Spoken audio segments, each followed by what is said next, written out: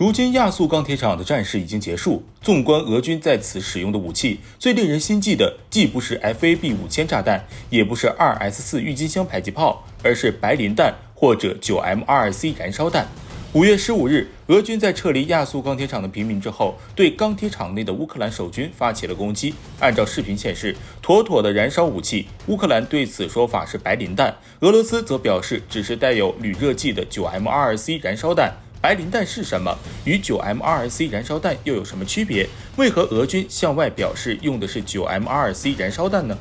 白磷本身是一种无色或者带有稍微浅黄色的白透明物质，燃点极低，只有40摄氏度，与氧气发生碰撞后极易发生自燃。白磷弹就是利用白磷在空气中自燃，并且还能性能浓烟的特性研制而成的特种弹药。作战时只需要将引爆包裹白磷的外壳，白磷就会随即自燃，发挥出很强的杀伤力。在战场中，白磷弹会在大约100米的高度被引爆，随后白磷燃料碎块会呈现出一个锥形的形状进行抛射，落地后白磷开始剧烈燃烧。这样的抛射方式往往可以更精准地命中目标区域，并且可以将杀伤范围做到最大。磷火球沾到人的皮肤后就会产生强烈的燃烧效果，燃烧温度很高，并且可以一直燃烧。人体血液中携带的氧分子、磷元素、体液还可以让白磷燃烧的时间更长，能把人体的软组织烧尽，直到骨头里面，燃烧到白磷完全耗尽，或者不再接触氧气才会停止。这还不是最恐怖的，当人体沾染到燃烧的白磷之后，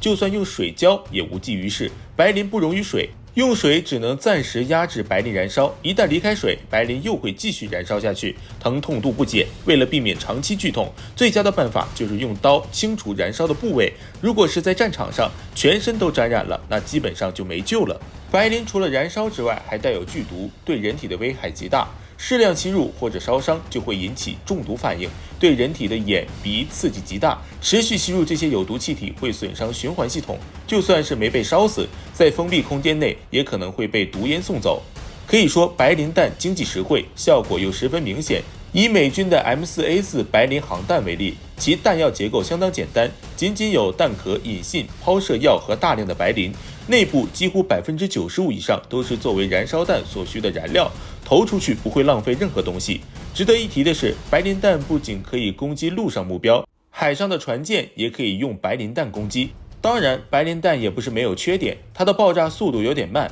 当白磷弹空爆以后，磷火球的下落速度慢，士兵来得及反应，可以立即寻找遮蔽物，甚至有外衣遮挡，也可以规避一定的伤害。除此之外，白磷与氧气反应生成五氧化磷，在吸湿作用下会产生大量的白色烟雾，这种白烟雾十分浓厚，持续时间长，可以遮挡视线，也能让红外线无法定位，所以白磷也适合制作烟雾弹。由于白磷弹的威力过大，其被列为了反人类武器。国际法里面大体是这样规划反人类武器的：容易引起无辜平民的伤亡，对敌方士兵带来不必要的痛苦，比如地雷在埋设后不进行清理，在战后会造成平民的伤亡，禁止或限制使用。化学武器会带来无差别的大规模杀伤，禁止使用。打母弹命中后会造成伤口无法恢复，给伤者带来不必要的痛苦，禁止使用。但在军事上来说，白磷弹实在太好用了，不仅可以作为燃烧弹，还可以当作烟雾弹。不过也正是烟雾弹的存在，使其钻了一个大空子。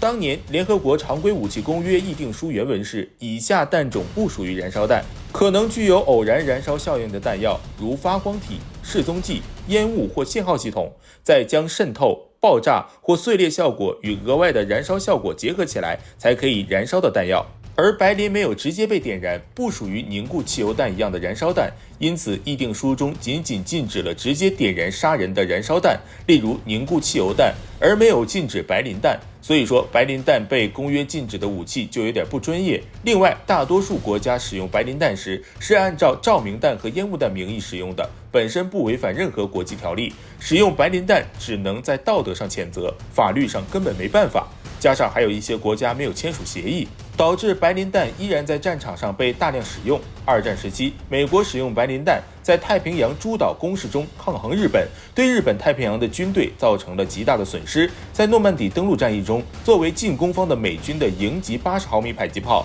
所配备的炮弹中有一大部分是白磷弹，用来驱逐战壕中的德国守军。2008年，以色列在加沙地带使用了大量的白磷弹。2015年，俄罗斯在打击 ISIS 极端宗教恐怖组织中，也曾大规模使用白磷弹。2020年10月，在阿塞拜疆与亚美尼亚的战争期间，有多段战场视频显示，阿塞拜疆军队在纳卡地区也动用了大量的白磷弹作为攻击武器。俄罗斯所说的 9M22C 燃烧弹，则是一种铝热剂燃烧弹，它是由铝粉末以及氧化铁共同混合制造而成。炸弹的外壳则通常由金属镁制造而成，原因就是镁是一种在高温状态中燃烧的金属，而当它在被引爆的时候，会瞬间产生高温，能在几秒的时间内就将几厘米厚的钢板都烧穿。如果在其中还加入了氧化铁，那么就会更加延长它的爆燃时间，使得其对打击目标进行的攻击能成倍增长。通常被用来击毁建筑物、军事工事和装甲目标，